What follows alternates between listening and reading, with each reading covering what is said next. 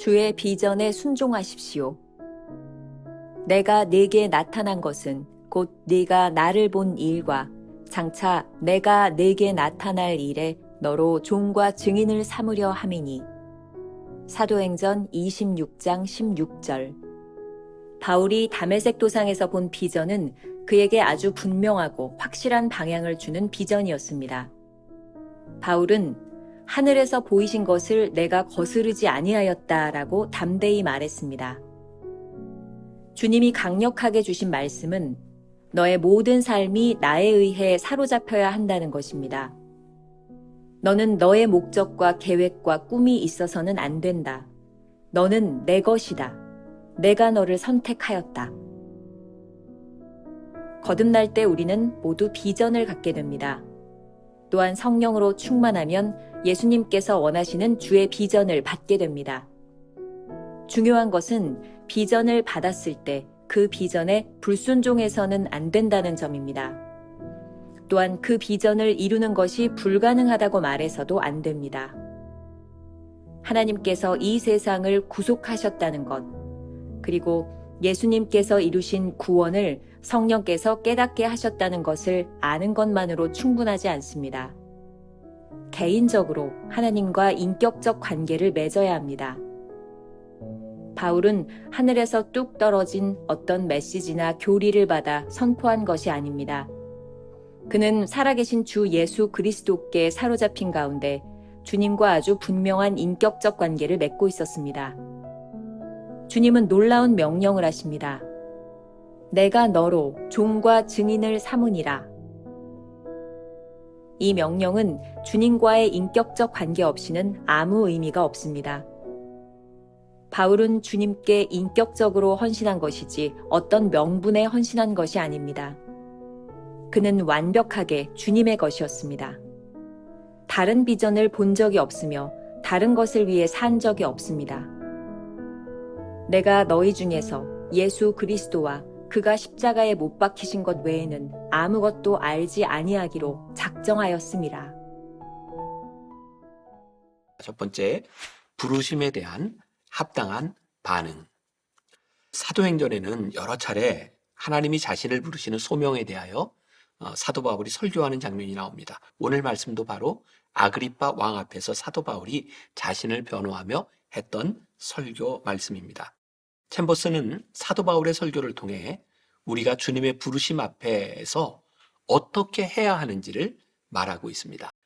거듭날 때 우리는 모든 비전을 갖게 됩니다. 또한 성령으로 충만하면 예수님께서 원하시는 주의 비전을 받게 됩니다. 중요한 것은 비전을 받았을 때 그 비전에 불순종해서는 안 된다는 점입니다. 또한 그 비전을 이루는 것이 불가능하다고 말해서는 안 됩니다. 사도행전 28장 19절에서 하늘에서 보이신 것을 내가 거스르지 아니하였다. 사도 바울이 이렇게 고백하고 있죠. 사도 바울은 장차 자신에게 무슨 일이 일어날지, 어떤 복음을 전할지, 또 어디로 가야 할지 알지 못했습니다. 단지 자신의 꿈과 계획을 하나님 앞에 내려놓았을 뿐입니다. 부르심을 받았다고 말하면서 여전히 우리의 계획을 붙들고 있다면 어떻게 하나님이 우리를 쓰실 수 있겠습니까? 사도 바울 역시 다메섹에서 부르심을 받은 이후 주님과의 개인적인 관계로 들어갑니다. 여기서 중요한 것은 주님께서 사도 바울을 부르시는 순간 어떤 메시지나 설교나 사역지를 주신 것이 아니라 깊은 교제 속에서 인도하셨다는 겁니다. 부르심에서 가장 중요한 것은 깊은 교제 속으로 들어가는 것입니다. 하나님께서 우리를 부르시는 사역의 비전은 어떤 일이 아니라 예수 그리스도라는 것을 말입니다.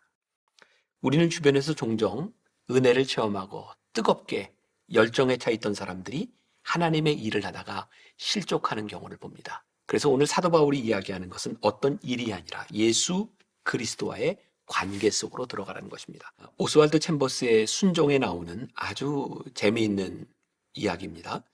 신혼 초 챔버스는 그의 아내 비디와 함께 미국에서 복음을 전하고 돌아오게 됩니다. 영국으로 돌아오는 배에서 있었던 일입니다. 하나님을 신뢰하고 다음 일을 행하라. 지금 가장 가깝게 해야 할 일은 무엇이 있을까? 챔버스는 이렇게 말합니다. 낮잠을 자는 일이다. 하나님을 신뢰했기 때문에 낮잠을 잘 수 있는 일. 저는 이게 굉장히 중요한 일이라고 생각하거든요. 하나님의 부르심 앞에서 우리는 전적으로 순종하며 그분과의 친밀한 관계 속으로 들어가야 합니다. 두 번째 주제, 인격적인 관계에 대하여. 오늘 본문 말씀에 보면 내가 너로 종과 증인을 삼으리니 라는 구절이 있습니다. 챔버스는 이 부분을 이렇게 해석하고 있습니다. 사도 바울을 향한 주님의 부르심은 어떤 메시지나 교리의 선포가 아니라 살아계신 하나님과의 인격적인 관계 속으로 들어가는 순간이었다고 말이죠. 묵상집에 나오는 글입니다. 내가 너로 종과 증인을 삼으리라. 이 명령은 주님과의 인격적 관계 없이는 아무 의미가 없습니다.